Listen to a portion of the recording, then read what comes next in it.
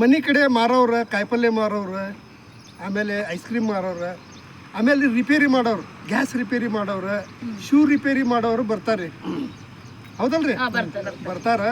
ಸಿದ್ಲಿಂಗ್ ಅನ್ನೋ ಹೆಂಡತಿಗೆ ಇದು ಚಪ್ಪಲ್ ರಿಪೇರಿ, ಶೂ ರಿಪೇರಿ ಮಾಡೋ ಹೆಂಗೆ ಕೇಳಿಸ್ತೈತೆ ಅಂದ್ರೆ ಬೇಲ್ಪುರಿ, ಶೂ ಪುರಿ ಅಂತೇಳಿ ಕೇಳಿಸ್ಕೊತಿದ್ರಿ ಅವ್ರಿಗೆ.